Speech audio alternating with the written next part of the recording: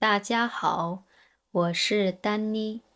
今天我们要讲的故事是红色的手表。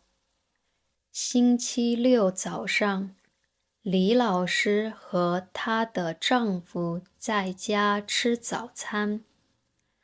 李老师的丈夫着急地喝完牛奶，就准备出门。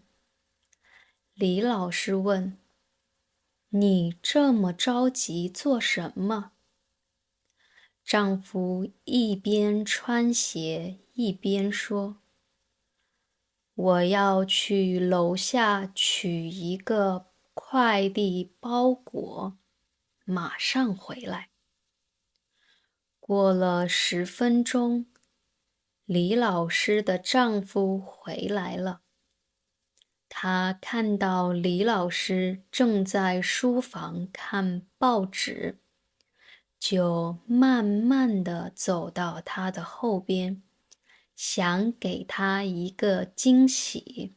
他轻轻地说：这是送给你的结婚纪念日礼物，快打开看一下吧。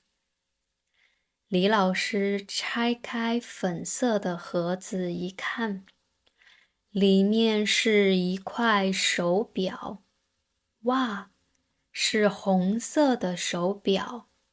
红色是我最喜欢的颜色。李老师高兴地说。他问：这个手表多少钱？丈夫笑着说：1000块。李老师非常开心，因为她的丈夫记得他们的结婚纪念日。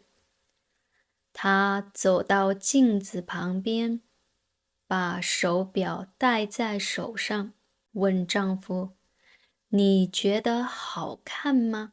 丈夫点点头，说：真好看，红色的手表很适合你。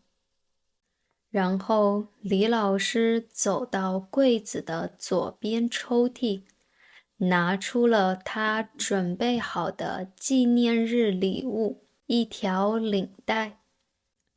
她走到丈夫前边，为他戴上领带。两个人互相看了看，都笑了。李老师说：谢谢你的手表。丈夫也笑着说：谢谢你的领带。最后他们一起说了结婚纪念日快乐。